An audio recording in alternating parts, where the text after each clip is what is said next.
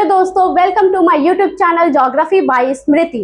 तो आज का हमारा टॉपिक बहुत इंपॉर्टेंट है। यदि आप बीपीएससी मेंस की तैयारी कर रहे हैं या पीटी की तैयारी कर रहे हैं या बीपीएससी के किसी भी एग्जाम की तैयारी कर रहे हैं, उन सब में आपके लिए ये टॉपिक आते ही हैं कि बिहार में कौन कौन से खनिज पाए जाते हैं और वो किस जिले में पाए जाते हैं। क्योंकि झारखंड के अलग होने के बाद ऐसा माना जाता है कि बिहार में बिल्कुल खनिज संपदा नहीं रही है, ये पूरी तरह से एक मैदानी क्षेत्र है। लेकिन इसमें कुछ सच्चाई है और कुछ सच्चाई नहीं भी है, क्योंकि जो बिहार का उत्तरी बिहार का इलाका है वो जरूर गंगा और उसके द्वारा लाई गई नदियों और उनके द्वारा लाए गए जलोढ़ के निर्माण से बना है। लेकिन जो दक्षिणी बिहार का इलाका है, जो झारखंड से सटे इलाका है, वो पठारी इलाका है, वो छोटा नागपुर या कैमूर हिल्स का हिस्सा है। तो वो चट्टानों से घिरा है और जब चट्टानें पाई जाती है तो चट्टानों के साथ कुछ ना कुछ खनिज मिलेंगे ही, कुछ ना कुछ खनिज पाए ही जाते हैं। तो देखते हैं कि बिहार में कौन कौन से खनिज पाए जाते हैं और वो किस जिले में पाए जाते हैं।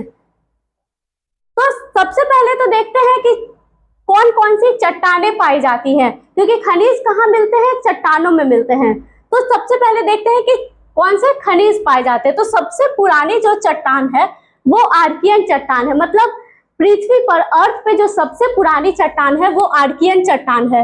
अब चट्टानों का रूपांतरण कैसे होता है, हमने पहले किसी चैप्टर में देखा था कि जो रॉक्स होते हैं वो रॉक पूरा साइकिल होता है। मतलब एक रॉक कभी भी एक टाइप का नहीं होता है, उसका फॉर्म हमेशा चेंज होते रहता है। जैसे कि अगर कोई इग्नियस रॉक्स है तो वो चेंज होकर मेटामॉर्फिक में बदल सकता है या सेडिमेंट्री में बदल सकता है। सेडिमेंट्री रॉक है वो मेटामॉर्फिक में चेंज हो सकती है या इग्नियस में चेंज हो सकती है। मतलब ये रॉक्स चेंज होते रहते हैं, इनका पूरा एक साइकिल होता है। तो जब आर्कियन चट्टान टूटती फूटती है या उनका ट्रांसफॉर्म होता है तो वो बदल जाती है धारवाड़ चट्टान में। धारवाड़ चट्टान ट्रांसफॉर्म होकर कुडप्पन चट्टान में बदल जाती है और कुडप्पा चट्टान जब इसमें ट्रांसफॉर्मेशन होता है तो विंध्यन चट्टान बनती है और जो विंध्यन चट्टान में ट्रांसफॉर्मेशन होगा उससे गोंडवाना चट्टान बनती है। मतलब कि सबसे पुरानी जो ओल्ड हुई ये हुई आपका आर्कियन चट्टान और जो सबसे न्यू है वो हुआ आपका गोंडवाना चट्टान। तो जो बिहार का साउथ ईस्ट वाला इलाका है, मतलब दक्षिणी पूर्वी जो बिहार है, जिसमें आपका गया, नवादा, जमुई, मुंगेर और बांका आता है, ये धारवाड़ प्रकार की चट्टानों से बना है। आपके एग्जाम में अक्सर आता है कि धारवाड़ चट्टानें बिहार में कहाँ पाई जाती है। तो दक्षिण पूर्वी का इलाका, जो नीचे के दक्षिण पूर्वी के जो जिले हैं वे सारे धारवाड़ चट्टान से बने हैं, सबसे पुरानी चट्टानों से बनी है।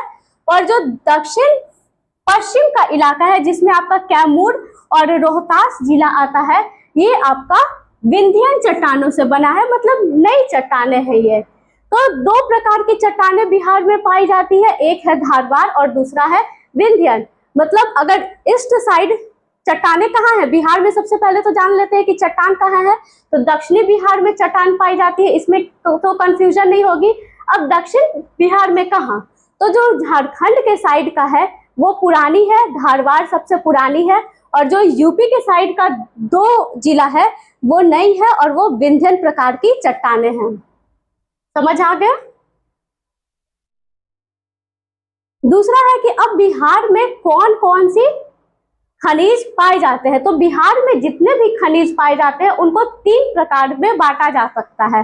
पहला है मेटालिक, दूसरा है नॉन मेटालिक और तीसरा है हॉट स्प्रिंग। मेटालिक मतलब कि धात्विक मिनरल्स या खनिज। तो धात्विक खनिज में कौन से? बस दो है, बॉक्साइट और गोल्ड। दूसरा है अधात्विक खनिज। अधात्विक खनिज में आपका आता है पाइराइट, लाइमस्टोन, माइका मतलब अब्रक, चाइना क्ले मतलब चीनी मिट्टी, quartzite, slate, sandstone, soap stone, salt पेरे मतलब soda, precious and semi precious stone. उसके अलावा आता है हॉट स्प्रिंग, मतलब गर्म जल के सोते।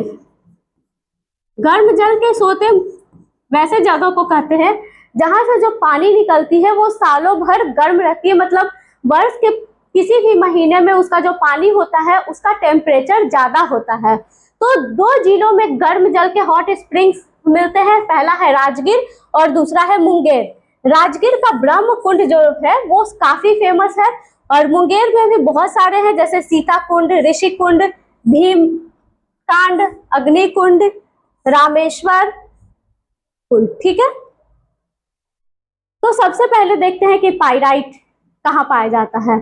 तो बिहार में जो सबसे बहुतायात में, मतलब बहुत ज्यादा मात्रा में और अच्छी क्वालिटी का, क्वांटिटी के साथ अच्छी क्वालिटी का जो मिनरल्स है वो है पाइराइट। और पाइराइट कहाँ पाया जाता है? रोहतास में। आपका पाइराइट रोहतास में पाया जाता है। और पाइराइट जो मिनरल्स है उसका क्या काम है? उसका काम है फर्टिलाइजर और एसिड बनाने का। तो चूंकि रोहतास में पाइराइट पाया जाता है, अब जहां खनिज पाए जाएंगे तो कोई इंडस्ट्री भी होनी चाहिए उसका यूज करने के लिए। तो रोहतास में ही pyrite phosphate and chemical limited नामक कंपनी की स्थापना की गई है। ये भारत सरकार का उपक्रम है ये कंपनी, और ये क्या का उत्पादन करती है? फर्टिलाइजर और सल्फ्यूरिक एसिड का उत्पादन करती है। दूसरा खनिज है चूना पत्थर या लाइमस्टोन। चूना पत्थर भी आपका रोहतास जिले में ही पाया जाता है। रोहतास जिले से होकर सोन नदी निकलती है, तो सोन नदी के पूरब में और कैमूर हिल के कैमूर पहाड़ी में आपका पाया जाता है चूना पत्थर। चूना पत्थर का क्या उपयोग है? सीमेंट बनाने का उपयोग में चूना पत्थर लाया जाता है। इसलिए रोहतास और रोहतास के आसपास के क्षेत्रों में सीमेंट उद्योग का बहुत ज्यादा विकास हुआ है। वहां बहुत सारे छोटे और बड़े सीमेंट इंडस्ट्री लगाए गए हैं। तीसरा है अब्रक या माइका। तो सबसे ज्यादा अब्रक या माइका नवादा और जमुई जिले में पाया जाता है। तो अब्रक और नवादा का उपयोग होता है विद्युत उपकरण में। और जो विश्व में सबसे उच्च कोटि का अब्रक होता है वो है रूबी अब्रक, जो हमारे बिहार और झारखंड में पाया जाता है। मतलब ये कुछ गुलाबी कलर का अब्रक होता है, आप पहले देखते होंगे, उसे रूबी अब्रक कहते हैं, जो काफी अच्छा विद्युत का कुचालक माना जाता है। लेकिन आजकल क्या हो रहा है कि पहले इलेक्ट्रॉनिक सामानें कम मिलती थी और इलेक्ट्रिक मतलब विद्युत से चलने वाली सामानें ज्यादा मिलती थी, लेकिन अभी जो विद्युत से चलने वाली इलेक्ट्रिक चीजें होती है उसका जगह इलेक्ट्रॉनिक चीजें लेने लगी है।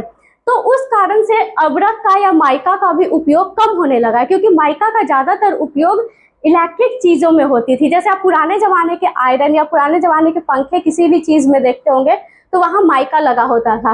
लेकिन अब आयरन वगैरह सब में इलेक्ट्रॉनिक चीज इस्तेमाल की जाने लगी है, तो उस वजह से जैसे टीवी, फ्रिज जो भी हो रहा है सब में इलेक्ट्रॉनिक चीजें इस्तेमाल की जा रही है। तो उस वजह से जो ग्लोबल मार्केट है, अंतरराष्ट्रीय मार्केट है, वहां पे माइका का जो उपयोग है और उसका जो डिमांड है वो कम होने लगा है। तो इससे हमें काफी नुकसान भी हो रहा है।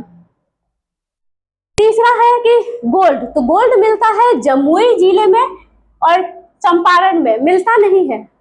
बस भंडार का पता लगाया गया है कि यहाँ इतना गोल्ड रिजर्व है। बिहार के जमुई और करमटिया पश्चिम चंपारण जिले में इसके भंडार का पता लगाया गया है। और ये कितना मात्रा है? इसकी मात्रा है 128.8 मिलियन टन।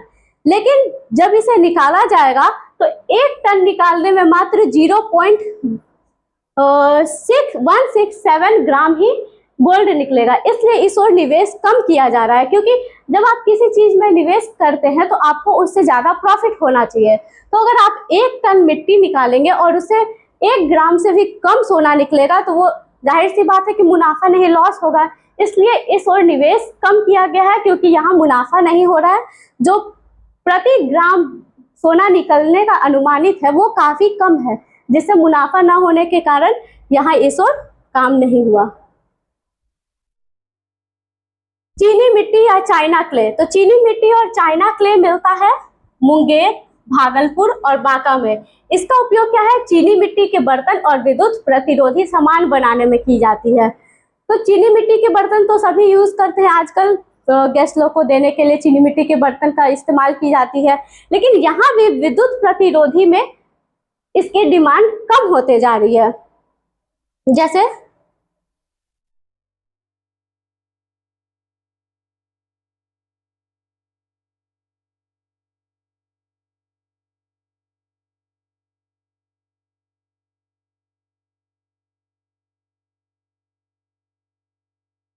जैसे जब आप पहले के फ्यूज देखते होंगे तो पहले के फ्यूज में चीनी मिट्टी का फ्यूज लगा होता था, लेकिन आज जो नए जमाने के घर बन रहे हैं तो टेक्नोलॉजी चेंज हो रही है और सबके घरों में वो हेवेल्स का किट लगने लगा है। तो जो चीनी मिट्टी के सॉकेट लगे होते थे, फ्यूज लगे होते थे, उनका इस्तेमाल अब नहीं के बराबर हो रहा है, तो चीनी मिट्टी का भी उपयोग कम हो गया है। नेक्स्ट खनिज है आपका क्वार्टजाइट। तो क्वार्टजाइट मिलता है मुंगेर के खगड़िया पहाड़ में, ये मुंगेर है और मुंगेर के खगड़िया हिल्स और जमुई का चकाई, यहाँ मुंगेर है और ये जमुई है, तो जमुई और मुंगेर में मिलता है क्वार्टजाइट। तो क्वार्टजाइट का भी उपयोग भवन निर्माण में और तापरोधी में किया जाता है। जैसे वहां विद्युत प्रतिरोधी में किया जाता है चीनी मिट्टी का, जिसे इलेक्ट्रिसिटी पास जो होती है, करंट पास होती है, वो करंट पास नहीं होने देता है। उसी प्रकार क्वार्टजाइट का उपयोग तापरोधी में होता है, मतलब जब हीट पास होती है तो वो हीट को पास होने नहीं देता है। नेक्स्ट है स्लेट। स्लेट भी मुंगेर के खगड़िया हिल्स में ही पाई जाती है और तो स्लेट का भंडार है 2.53 मिलियन, जो कि काफी ज्यादा है।